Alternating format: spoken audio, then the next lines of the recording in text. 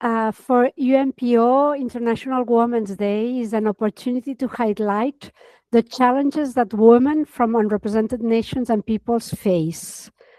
Their political engagement often requires navigating not only external repression, but also internal debates about gender roles, representation, and cultural expectations.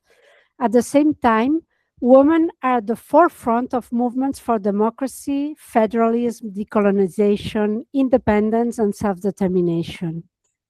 For us at UNPO, meaningful self-determination cannot be separated at all from inclusive political participation with women as active agents.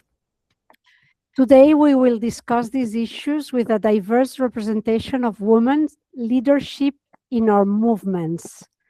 We will have with us a political leader who was a minister in Somaliland and who was also our president for a couple of years, Edna Adan. We will also have a representative of the Kurdish movement in exile, Sofia Amini, who is now the representative of the PDK at the UNPO presidency. Another one from the Rohingya, who just joined the organization as People's Friends, who is also in exile in Pakistan, Dr. Rafia Noor Hussain. And finally, a Sindh representative, Hafezaan Wadhio, who is also living in exile, in her case, in the UK. We will start with Edna because we know that Edna might have to leave us earlier because of the time differences with Somaliland. So please, Edna. Thank you. Thank you very much, Alessandra. And good evening to all of you, whatever time it is, wherever you are. Those in the US, it's probably morning time. It's always a pleasure to meet up with our friends and colleagues and partners in UNPO.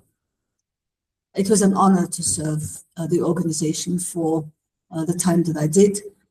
And it got me to meet the real strength of women and determination. It was not a time of giving anything. It was a time of really gaining a lot from human character, from human determination, and in belief in who we are and what we are, and the objectives we are all trying to meet in a legal, peaceful, and democratic way. UNPO is an organization that bases its vision on peace, harmony for the world, and the human rights of everybody on this planet.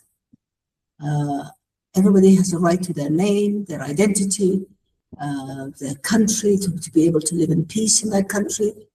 And we try to bring, UNPO tries to bring that harmony in the world and to bring that understanding to people's hearts so that we can all live peacefully together. Women everywhere in the world have never had their lives easy. It has always been the stronger person always dominates or gets whatever needs to be had in that society.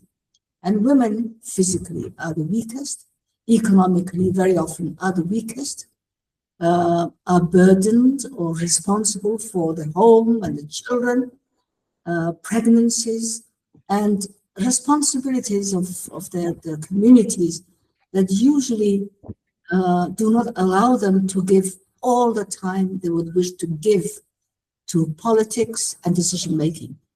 So whoever is not around the kitchen table doesn't get the first serving of whatever that community has. And women are usually the ones who are secondary to whoever is the strongest voice, the stronger physical strength, and the bigger presence in where decision makings are being made. Edna, they're changing. Yes. Yes, I wanted to ask you, from your perspective and from Yes. your experience, Yes. how has women's participation contributed to Somaliland's state building process and democratic legitimacy? Well, the strength of women was realized at the time of our independence movement. That's when the strength of women and the indispensability of women was realized. They looked after the weak, they looked after the sick, they looked after the casualties, they donated their time and whatever resources. And that became the door that allowed Somaliland a little foot in the door of politics. And it was only something like 11 years after the liberation of Somaliland that the first cabinet minister was appointed. And that happened to be me. And it was because I was appointed a minister that I was able to choose who was going to be my director of the ministry. And I appointed the very first woman to be a director in my ministry. So it's whenever women could grab a little opportunity, we began to build on that. Today still, we have one woman in the parliament. We have none in the Senate. 19 women stood for elections, were candidates in the elections last year. Not a single one got elected because elections became based on economic factors. And women themselves did not give the support to our women candidates as they should have, because the biggest number of people who vote, who cast their votes, are women. But somehow they gave to people they knew. They thought that men would serve them better, wrongly, and no woman got elected. It's only very late after the elections that one woman got in the parliament, the one who's in the parliament now, because the candidate above her passed away, and then she was moved out to that position that became vacant. So Somaliland, the economy, 60% of the economy is in the hands of women. All the grocery shops, all the market people, all the things that people live on, bring up the sheep and the goats and the wooden nomads, it's in the hands of women. So very slowly, although the door was very tightly shut against women in Somaliland, today the door is slightly opening, not wide enough as we would like it to be, but it's beginning to be open, and women are beginning to be appreciated. Today, the Vice Minister of Health is a woman, the Minister of Planning is a woman, and the Minister of Social Affairs and Labor and Family Welfare is a woman. So we have 3 cabinet women for the first time in the history of my country, Somaliland. And that's in a cabinet that has almost 30 men. So it's 10% now. Proportionally, but numerically, in number-wise, we have 3 women sitting in the cabinet. So even in Somaliland, a country that is rebuilding itself, a country that tries to live by the book of the Constitution, which gives men and women equal rights, the community is not quite aware of that, is not quite willing to take risks on women, and it's for us women to prove our community that we can do it. And what was your personal experience as the first female minister ever in Somaliland? Did you face discrimination? Did you have to fight a lot to get your role recognized? Yes, of course. Well, fight in a way, not fight with boxes, no, because of course. With little hands like this, how much can I fight? But I began to, well, first of all, the first day I was appointed cabinet minister, the first week, there was the cabinet meeting. Every week there's a cabinet meeting. And they just forgot to let me know that there was a cabinet meeting. I knew there was a cabinet meeting, but then I was not invited to it. So I went to the president and said, by the way, where is the meeting going to take place? He said, oh, in the cabinet room. So I went to the cabinet room. Nobody was there yet. There were no named places, there were no ministries, there were no designated, except 2 big chairs in the back, the president and the vice president. So I was not going to sit there. So I pulled up one of the chairs nearest to the door and I just sat there.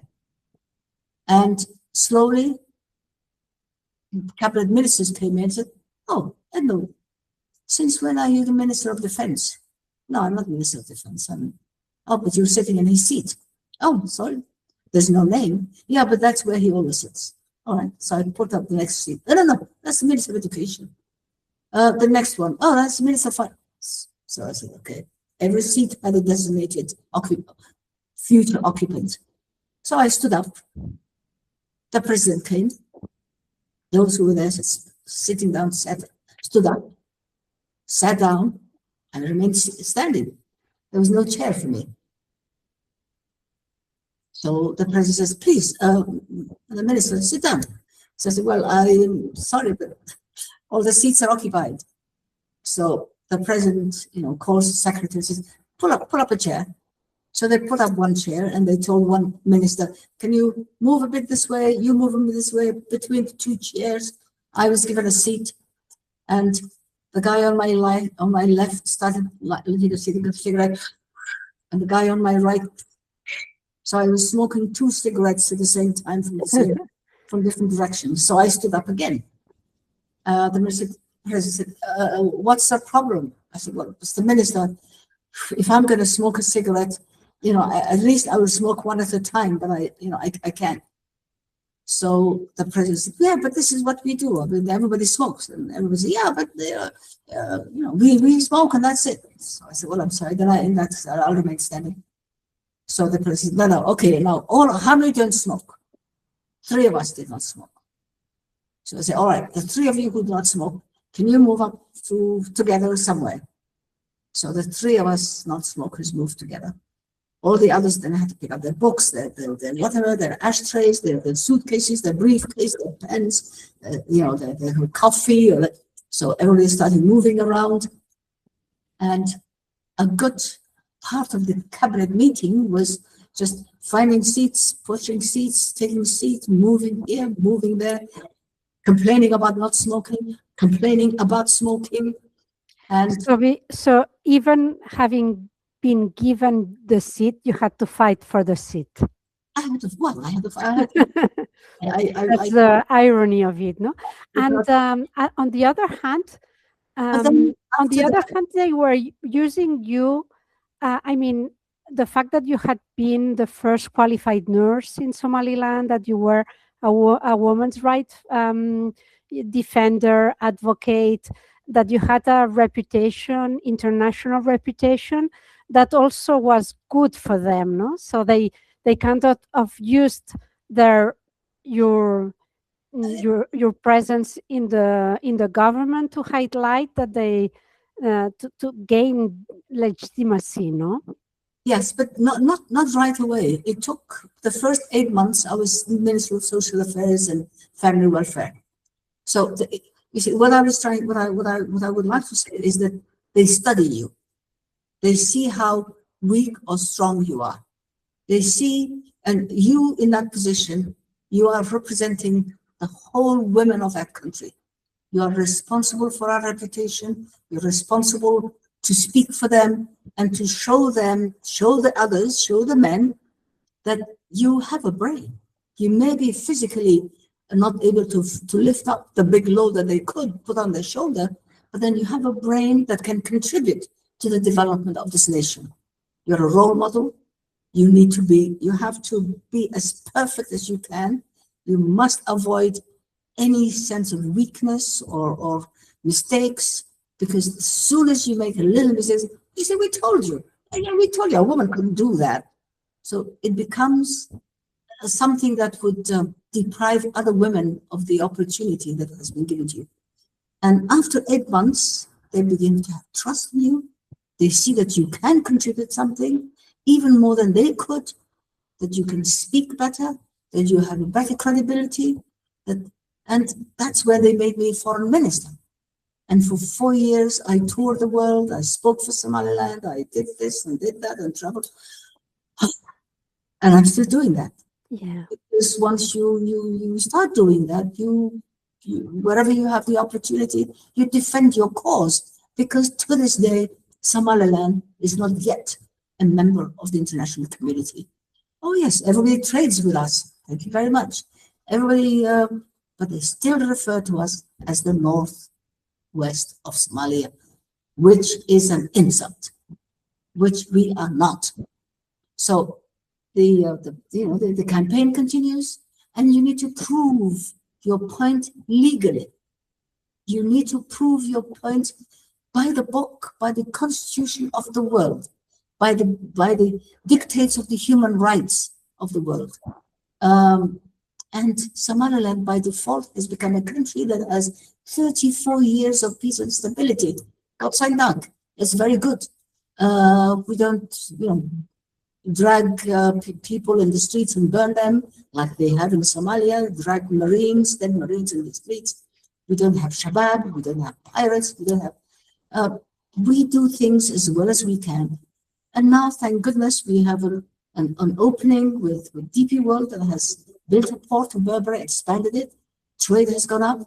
We have Britain that has also contributed and invested in the development of the Berbera corridor.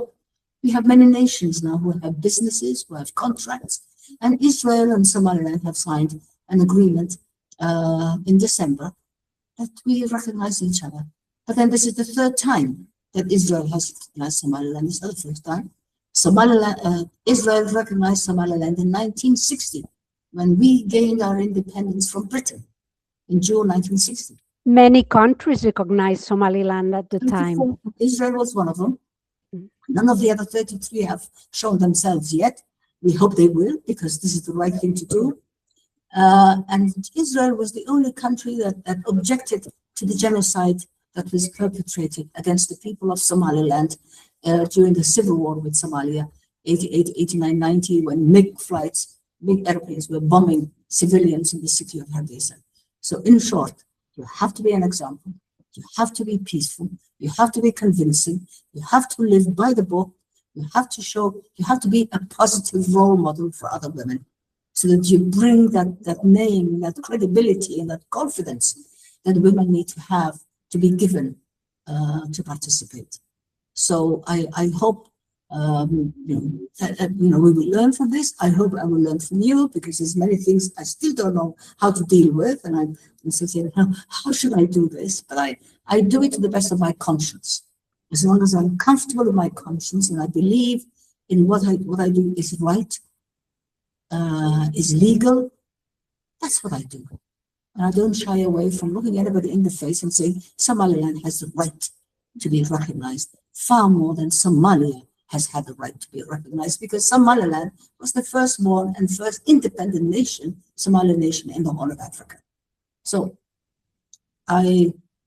this is what I do, and I feel very blessed to have friends like you and many others in the world who support the cause of Somaliland. And I hope that in my lifetime, which is not very long, I'm 88 and a half, I hope I'll see many of our countries, many of our UNPO member states, member nations also gain the recognition that they have a right to have. We all have the right to be recognized. So thank you for this opportunity, and I hope that I can contribute. I've already had I broke my fast at 6:20, so I'm okay. And I have my water now. If I get thirsty, I can drink. So I'm not going anywhere, but I'd be happy to listen to you. Thank you. Thank you very much, Edna. That was a very meaningful intervention. Thank you very much. And now we will move to Kurdistan. Kurdistan is also now in the headlines of the world news because of the war in Iran. And we happen to have with us Sofia Amini, who is a political representative and advocate for the Iranian Kurdistan. And she's the representative of the Democratic Party of Iranian Kurdistan to the UNPO board. And she lives in Denmark now, so she's in exile, as most of our leaders are. And and we want to know a little bit about the situation in Kurdistan, in Iranian Kurdistan, but also what do you think the role of women have been in the modern, in the contemporary debates on federalism and democratic governance of Kurdistan, because we know that women have had a very important role in some of the areas of Kurdistan, for instance, in Rojava. So yeah, we want to know a little bit about all of this. Yes. Good evening, everyone. I think we can say that now, since it's after 5. Yes, I am very, very pleased to be here today to talk about all these brave and fearless women, not just the Kurdish ones, but also about the women attending today. I will mostly focus on Iranian Kurdistan because it is such a broad field. So if I had to talk about Kurdish women from all parts of Kurdistan, which is divided into 4, it would be a long webinar only listening to me. So maybe that we can save that for another time. But thank you for the great question. To answer it, I must take you all back in time to the establishment of the Republic of Kurdistan in 1946, where women played an active political role in its founding. So during the time of the Republic, one specific historic woman played a huge role, Mina Ghazi Muhammad. She was also the widow of the president, Ghazi Muhammad. And she played a significant role in serving the women of our country in the cultural and social spheres. Mina Khanum became the first president of the Kurdish Women's Union, and together with other brave women in the organization, she advocated for women's rights, and she tried to consolidate those rights in the Republic of Kurdistan. Mina's determination and courage paved the way for the struggle of Kurdish women for generations, and became one of the historic legacies that continue to shape the contemporary debates on federalism and democratic governance. So we must also remember that the Kurdish struggle is not new. It goes far way back. Today, when you see our fearless Kurdish women joining resistant movements, fighting on the front line against the Islamic Republic of Iran, when you see our courageous sisters, mothers, and aunts protesting in the streets of Urmia, in Kermanshah, in Ilam, in Bukhan, in Mahabad and Sakis, risking their lives, when you see our brave activists advocating and debating on the international stage, reshaping discussions about why it is essential to establish a secular, democratic, and federal Iran to achieve lasting peace, know that we are fighting for our very existence, for our basic human rights, and for our cultural and linguistic rights. And now let me take you through a recent event that has shaped current debates on federalism and democracy. I think many of you might have even heard about it. So in 2022, 3 words shook Kurdistan and echoed across the world: Jin, Jian, Azadi, woman, life, freedom. Those are the words that echoed through Kurdistan in 2022 and quickly spread across Iran and the wider region after the killing of 20-year-old Kurdish woman Edna Amini, who was from the Kurdish city of Sakis. Gina's death sparked nationwide protests demanding an end to the Islamic Republic of Iran, and many observers have described the uprising as the first feminist revolution in the country, as women stood at the forefront of the movement, supported by men beside them chanting, "I will die for my sister." And many did, because in Iran today, demanding dignity, freedom, and equality can cost you your life. So the regime's violent crackdowns in 2022 militarized Kurdistan for nearly 2 years, imprisoning thousands of innocent civilians, leaving hundreds of Kurdish men, women, and children dead. So Gina's death and her fight became my fight, and it became every woman's fight, I think, and I believe, because when one woman's freedom is taken away, the freedom of all women is threatened. We can all agree on that. So the way, the Gina's death also reshaped debates on federalism and democratic governance, highlighting the urgent need for a secular, democratic, and federal Iran. An Iran grounded in the rule of law and the recognition of national minorities who make up roughly half of the population in Iran. Kurdish women have been on the forefront of this vision, advocating for democratic decentralization, ethnic and linguistic recognition, regional self-governance, and institutionalized gender equality. So the struggle of Kurdish women is therefore not only a struggle for gender equality, it is a struggle for democracy, it is a struggle for justice, and for a future where diversity is recognized as a strength rather than a threat in Iran.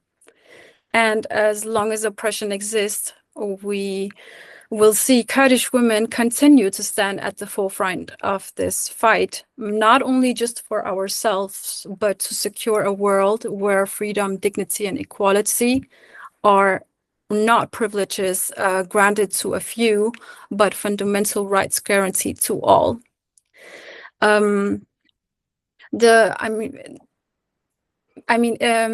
When you speak about a revolution, there must be a change, right? And I think the revolution has not been fulfilled yet because it still continues to this day. Maybe it has been silent for some years, and now it has sparked again recently in January, where we saw a massive protest in Iran, again demanding the regime to go off, to establish a democratic, federal, and secular Iran, because people have realized that without democracy, there is no chance of survival in Iran. But you faced a lot of repression also after this wave in January, no? Yes, January, Ilam and Kermanshah were two Kurdish cities that were militarized and attacked, and we have a lot of civilians, peaceful civilians actually, and protesters being attacked, and unfortunately they have died now. Yeah. And the recent events with the US bombing and Israel intervention. Yes. How are you facing these? No, because at the same time you are fighting against the Islamic Republic, against the regime, but now you also face this external attack. No, so this is complex. No, to deal with this paradox. It is, yeah. I think no one in this entire world would have their country bombed. But I also must say that the people on the ground inside Iran have actually been asking for this. They have been asking for the Western countries to stop negotiating with the regime, shut down all embassies, because they are a place where there is a lot of repression, and they have asked for America to attack the bases of the ERGC while they are protesting on the ground. So it is not, we also have to listen to the people. What does the people want? They want help because they have tried for 47 years to get rid of this regime, and unfortunately it has not succeeded. So this, again, no one would want their country to be bombed. Every day we are fearing for our families. We have had no contact with them because every time there's a crackdown, the regime tends to shut down the internet. So it is just a very nerve-wracking situation to be, observing right now, because we don't know what's going to happen tomorrow. We don't know what's going to happen in a few hours. The only thing we are getting from the news is the ERGC bases being attacked, and those are based in different places in Iran. And in Kurdistan, there's actually a lot of ERGC bases, and they're often based in the cities. So it is also very difficult to attack the bases without losing some civilians, right?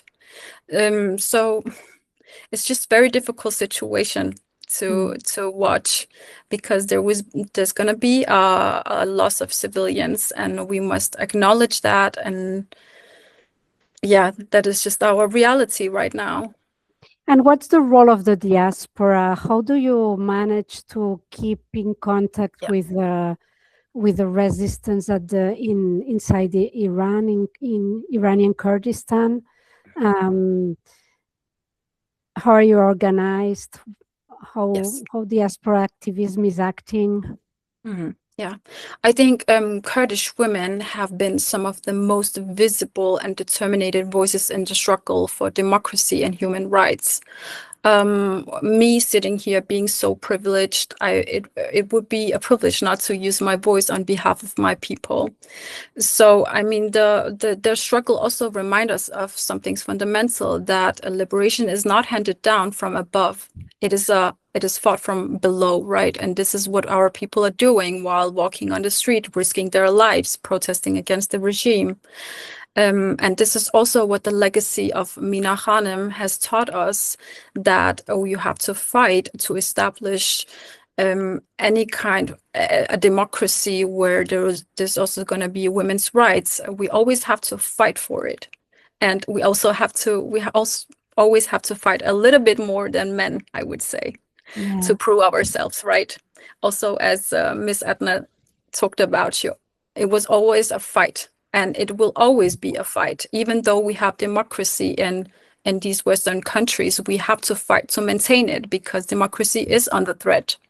So it would be a privilege not to use your voice to try to defend the democracy you have. I mean, people for generations have been fighting for. I think many Kurds in the diaspora can, especially the ones who cannot return back to Eastern Kurdistan, including myself, who is a daughter of a Peshmerga who fought against the Iranian regime for 16 years. Distance sometimes doesn't mean... Were you born in Kurdistan? I was born in the Kurdistan region of Iraq. Okay. So PDKI is based in Iraq right now, Kurdistan region of Iraq. And I was born on one of those bases, as many Kurds I know, because their parents had to escape the regime, and then they were pushed, over the border, as you can say. So, distance doesn't mean silence, because across Europe and beyond, we have tried to organize ourselves. We have tried to mobilize ourselves. We have tried to be a voice and speak out in support of our sisters and brothers who are resisting repression inside Iran. And time and again, Kurdish women have stood at the forefront of this effort as activists, as politicians, as advocates. They have challenged deeply rooted cultural norms. They push for legal reform, and they bring the struggle for Kurdish rights into international political arenas, which we have witnessed time on time. And also, a Kurdish example is a perfect example of how self-determination and women's rights go together. Yes, definitely. Yes, I agree on that. It's a hard fight, but when we see our people being so brave, fighting every single day on the streets, we cannot just sit here and do nothing, right? Because it's hard to define Kurdish women just by one word, but resistance definitely can maybe make up for some of that. Yes. Courage and resilience, no? Both. Yes, both of them. A lot of words. We can, that could be endless. But we have also tried to put, I mean, diaspora activism is not only about raising awareness, right? It is also about political strategy, as you mentioned in your question, because Kurdish activists have put forward concrete demands to the international community. And that was, again, the call of suspension of political negotiations with the Iranian regime. We have urged the European Parliament to designate the Islamic Revolutionary Guard Corps as a terrorist organization, which we recently succeeded with after 47 years. And last but not least, we have demanded the expulsion of Iranian diplomats and the shutdown of embassies that too often function as instruments of surveillance and transnational repression. I think by framing these demands through the language of international law, human rights, and democratic accountability, diaspora activists also transform local resistance in Eastern Kurdistan into a transnational political movement here in the Western countries. In this way, diaspora mobilization does more than support the struggle at home. It connects the local resistance to global politics and pushing debates on democracy, federalism, and minority rights onto the European agenda. And I think when we reflect on the struggle of Kurdish women, we must ask ourselves, what does their fight demand of us? And at the very least, it demands that we bear witness, that we tell their stories, that we amplify voices, their voices that the Iranian regime too often try to silence. But it also demands more than that. It demands that we take action to confront systems of oppression, not only abroad, but within our own societies. And it demands that gender equality must not just remain an abstract ideal, but become the lived reality. So, yes, I think in the diaspora, we try to combine it with raising awareness, but also pushing forward political reforms that can support our people on the ground. And that is also focusing on preventing the international communities to stop negotiating with the regime. Because we have often witnessed that what's stopping the people on the ground are those negotiations, right? So when we saw those mass protests on the streets in January, and suddenly this internet was shut down, and the international community kept negotiating with the regime, it just stopped the whole process. So this is... It demobilized. It does, yes, it does, because how can suddenly I mean, it was not just in Eastern Kurdistan this time, as we observed in 2022. Most of the protests were in the Iranian Kurdistan part, but this time it was the whole country. It was in Tehran, which is the main capital of Iran. And that is necessary, right? We always look forward Tehran. We have to, because if the protest doesn't begin there, it is hard to achieve anything or to move forward, toward overthrowing the regime. So we need like mass protests again on the street, but we also need help from the Americans. Unfortunately, we would love to say that we did this ourselves, but when have been in power for 47 years, the regime is just too strong. It's too strong to fight with your bare hands. But because this is the only thing that people have, right? That is their bare hands, and it's just difficult to overthrow a regime only with that. Yes, of course. Yeah. Thank you very much, Sofia. Thanks. You. Thanks for what you said and for the way you communicated it as well. And now we are going to move, if she's here already, the representative of the Rohingya. Dr. Rafia Noor, has she joined us yet? Not yet? No, as far as I know, she hasn't joined. Okay, then we will move to Hafezaan Wadhio, who is the representative of the Sindh, also a member of the UNPO for a long time, and she's an advocate and community representative who lives in England, and who works to raise awareness of the political, cultural, and human rights challenges faced by the people of Sindh. They are not yet in the headlines as Baluch, who is also a people that is divided between Pakistan and Iran, and they are now in the headlines. It's not the same for the Sinds, but here at the UNPO we know their struggles, and their struggles are many. And we want to listen from you to know a little bit more about your struggles, but also how Sindhi women navigate political participation in a context of enforced disappearances, shrinking civic space, and very limited regional autonomy within Pakistan.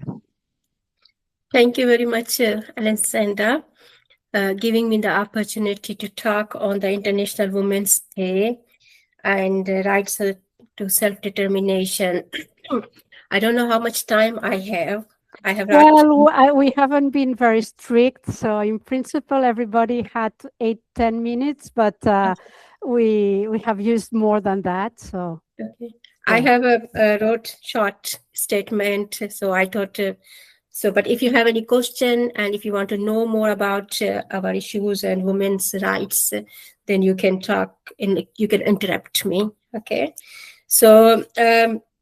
In the perspective after International Women's Day and the self-determination, it is essential to recognize that the principle of self-determination must include the freedom, dignity, and equality of women.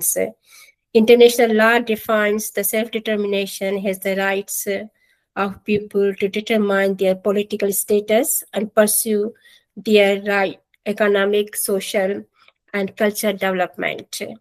This principle loses its meaning if women are denied the ability to make decisions about their own lives. In Sindh, unfortunately, the majority of the people, they depend on the agriculture and they live on the rural area. And the people are living that in the rural areas, the women are the more affected by the challenges, which are the women and girls continue to face significant barriers to their rights and security. There are reports every other month or very often that religious conversion, forced marriages, gender-based violence, and discrimination remains a persistent concern in our community in Sindh. There has been an issue about forced conversion by the Hindu girls, and it's been happening systematically. And unfortunately, it's been supported by the state to force the minor girls, and they're forced to convert and then marriage, and then they're not getting any support from the justice or anything from the institutions. And unfortunately, there was an incident happened recently from my hometown. There was 3 girls from the Hindu girls. They were they forcibly convert, and there were one boy and girl were the minor age.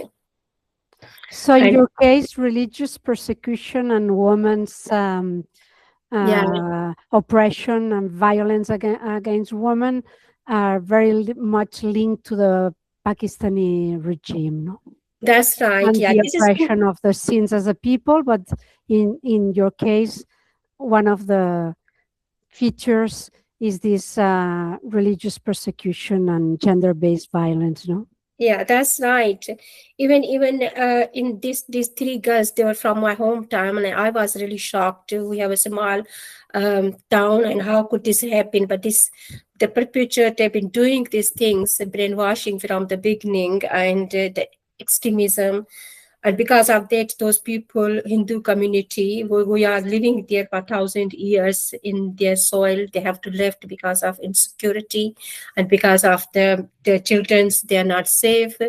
And they've been, and in another day, they abduct them, they force them, they convert them, and they get them married to the mismatched people, which is very painful and heart-wrenching. Not only this issue, which has been highlighted, there was only one issue. Rinkal Kumari went up to the High Court. Others people, they could not afford to go to the high authorities because they always get disappointed because the justice system does not support them. And we have seen that incidents happen, surrounded by the 200 men, a minor girl, 13 years, she's converted religion by a real extremist person, which is being supported by the state. And because of the 10,000 Hindu people, they migrated from Pakistan to another, from Sindh to another countries, which is a great loss because this is our middle class, well-educated community and well-established. They were supported to the community. But ultimately, because of the girls, they have to leave. In others, the violence against women appears in multiple forms, including rape, honor killing, harassment, and abduction. Many incidents which are unreported because of the stigma, fear of retaliation, and social pressure. Even the cases reach the legal system, accountability is often limited, creating a climate where victims struggle to obtain the justice. And education, the people, as I said, the rape has been happening 3 years old, 6 years girls. Most recently, there was a lady called Reshma Bibi went to she used to have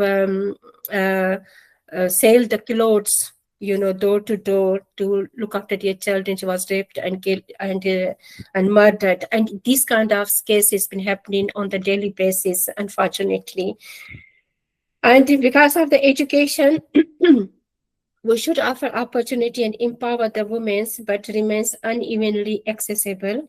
Many girls encounter harassment, insecurity in schools and universities, discouraging continued study, poverty, and social barriers, further restricted their educational access. The leaving large number of children, especially girls, out of schools and limiting their futures and opportunities. Economic hardship affects women autonomy in many households facing the financial strain. The 60% population in Sindh is living in the poverty. We barely afford one-time meals, and that 60% children are the malnourished, and the girls are the most affected because of the male-dominant society. On these circumstances, the education and independence there is deprioritized. Without equal access to the education, employment, and protection, the ability of women to exercise genuine self-determination remains constrained. Despite these challenges, Sindhi women have shown resilience, political awareness. The Sindhi women's last 60 to 70, they have played a leading role from historically, but even in last 60, 70 years, women have more political awareness and they resist the many issues they have talked about it. The most famous struggles is the movement of the missing persons, the lead by the Sasui Lohar, Surat Lohar, and human rights issues, restore after democracy in 80s when the women were sent to the prisons, gender equalities, contributing to grassroots activisms and the civic engagement. the women's, those are from the grassroots. They can't, they have a financial problem, they have education issues, but even in this movement is leading by the farmers lady, a big women's organization, Sindhani Tehreek. Surat Lohar, she is from the humble family. She's the leading the missing person movement, and this struggle has been very successful. There are thousands of people are missing, their children, their mothers, wife, daughters. They are waiting for their missing parents. So a woman is leading this enforced disappearances fight, no? Yes, you are right.